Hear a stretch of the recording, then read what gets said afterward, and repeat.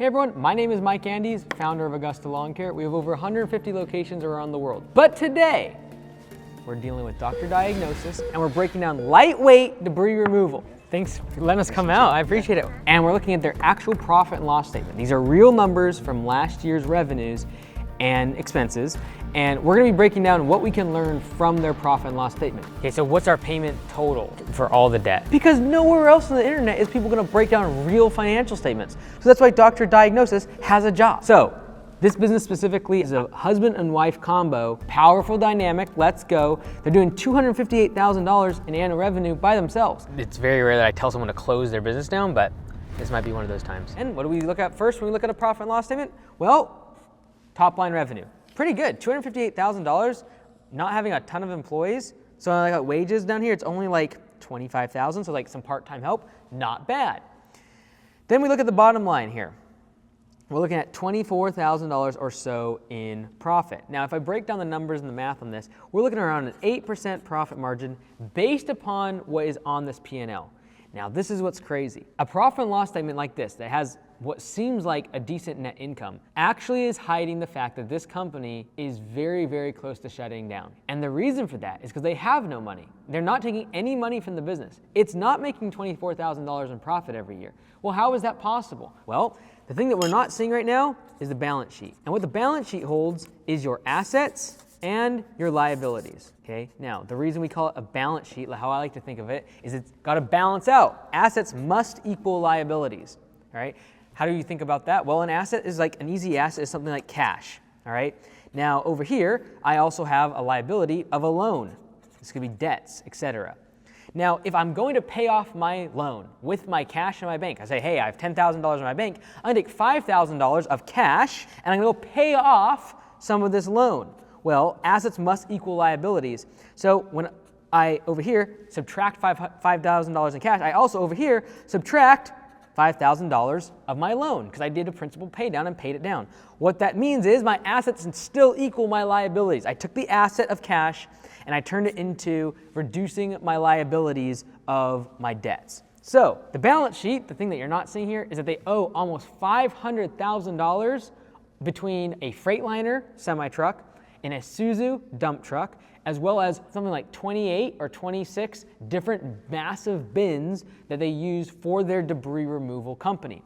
So there's really two different departments in the company. One was kind of like junk removal, and then the other one was they would take these massive bins on a Freightliner, big truck, and have it delivered to a construction site, filled up for the week, and then they'd haul that off to the dump. And so that's why the dump fees are pretty significant. You can see here, about 15% of revenues going out the door to just dump fees. This is part of their business. It's like taking stuff to the dump. However, when you have $500,000 in just straight debt on a Freightliner and a Isuzu truck and a whole bunch of these bins, well, all of a sudden, $500,000 of debt, even if some of it's at 0% interest, it doesn't even matter. Like if I look at the P&L, what I'm looking for right now is interest. So interest earned, that's not what I'm looking at. That's like money in the bank account. I don't see any interest expense. So this is something that I would address with the owner, mostly due to the fact that I know they have debt, a lot of debt, and I don't see any interest expense. However, the one thing I am also seeing on this P&L is they have a lot of ask my accountant. That's a lot, $20,000, in other words, like almost 10% of revenue is ask my accountant. Typically this expense line item or this chart of account, this category in QuickBooks is used as a way to say like, oh, I don't know where to put this on my P&L. So I'm wondering if they're throwing some interest expense in there, potentially. But the thing about paying down loans is this transaction of cash being turned into paying off debt, this does not show up at all on a P&L. The only thing that's gonna show up on a P&L is your interest expense on debt. And so I'm not even seeing an interest expense unless it's hiding inside of the Ask My Accountant line item.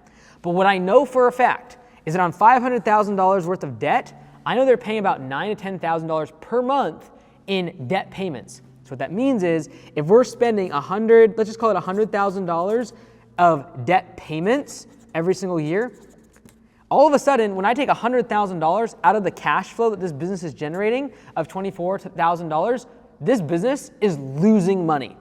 The cash balance is actually going down despite having a profitable business. And this is why you must have the balance sheet and the P&L to tell the true health, because we're Dr. Diagnosis, of the patient. We can't just look at the P&L. And this is why people can have great P&Ls and look very profitable. And they'll come onto Facebook and be like, oh, I'm running a 30 to 40% profit margin business. Fantastic for you. I want to see your balance sheet. Because what's not being taken into account is the payments on the debt. Because this is a balance sheet item. This has nothing to do with your profit and loss statement. That is when cash is being used to pay down your debts. And I can guarantee you on $500,000 in debt, that over $100,000 per year is being spent on debt payments. And it's not showing up anywhere here. And if I take that $100,000 and I take out what their current cash flow of profit is of $24,000, the fact that $100,000 is being spent on paying down the loans, we got ourselves a big problem. So how do we fix this? Well, first and foremost, I don't believe they're fully utilizing their assets. That Freightliner, that Isuzu truck, and their bins. Why? Because only about 5 to 6 out of the 28 bins, 5 to 6 out of the 26 bins for the debris are actually in use. The other 20 of them are sitting at their shop space, basically just being stored there, and they have to pay for shop space in order to store them. That's insane. So there's 2 ways to make this business get fixed, because right now it's losing a ton of cash despite it looking like it's 8% profitable on these P&Ls.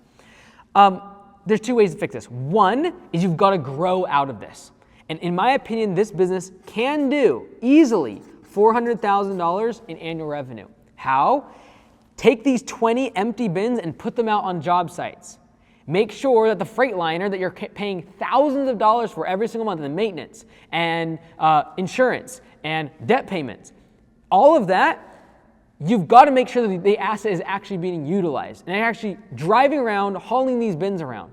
And I believe if they can do that and actually go from $250,000 to $400,000 in annual revenue, they can actually make a profit, because we've got to get this number over here at least to $150K just to comfortably cover our debt payments. And so they can do that by increasing revenue by an extra 150 grand. And guess what? A lot of your expenses in this business are fixed expenses. You already have the trucks, you already have the bins, and you don't have any laborers. So when you have high fixed costs, a lot of times you can grow yourself out of this problem, because adding more customers is not going to increase their costs very much. They're already paying for the truck. They're already paying for the debt and the insurance and the gas. Those are fixed, besides the gas, which marginally is not going to increase massively when we double the revenue, because we've just got to take all the assets that we currently have and utilize them more. This is what we call asset utilization. What percentage of the day, what percentage of the week, what percentage of the month are your assets actually being used? If you have a really low asset utilization, I would recommend you grow the business to capacity. In other words, grow the business's top line revenue and get more customers to actually be able to use all of these bins and actually keep those trucks moving all day long. Because right now, they're only using the big Freightliner once or twice a week. Now, when I actually dug into this, what was ended up happening is these 5 bins were all being used by one contractor. And maybe 1 or 2 bins a month would be used by homeowners or small one-off projects. And so instead of going business to consumer or B2C, I recommended that Lightweight Debris Removal switch their whole business model to go to B2B, which is business to business. I recommended that they go to contractors and try to get more people that are going to have 4, 5 bins at the same time, instead of their website and their branding being governed after debris removal for homeowners. Go after the big fish. Go after the business to business. And here's what's crazy. Because they have massive amounts of debt, because all of that debt is fixed expenses on assets like trucks and bins that you already purchased, you know what? I'm okay with you doing services basically for free. And what I recommended that they do is get rid of these extra 20 bins sitting around collecting dust and get them on job sites. I don't care if it's for free, because you're already paying for the bin, you're already paying for the truck, and you're already in massive amounts of debt in order to make that happen. So why not go after these big fish, the B2B contractors, get these bins out on their customers' property so they can fill them up, utilize their service, and then guess what they'll probably do? They'll probably reorder from them again at the regular prices. So I recommended that they go after business-to-business customers, go after the big fish that are doing 4 or 5 projects at the same time and are going to keep doing it month after month after month with more projects instead of one-off jobs where they're spending so much in marketing. Check this out. $42,000 they're spending in marketing. More than 15% of revenue is going just to marketing and advertising, and that is going all after Google and Facebook ads, which is all collecting the worst leads, which is B2C customers, customers that are gonna do a one-time deck removal, a one-time cleanup of their garage. Those customers don't have a long lifetime value because they're gonna have one-time projects. I'm going after these contractors. I'm willing to give them a bin for free for an entire month just to get my foot in the door and fill up to capacity and grow my way out of this cash crunch. If you want to actually see the entire breakdown and the turnaround where I went to their business and helped them turn around the company, watch this video here. I think you'll enjoy it.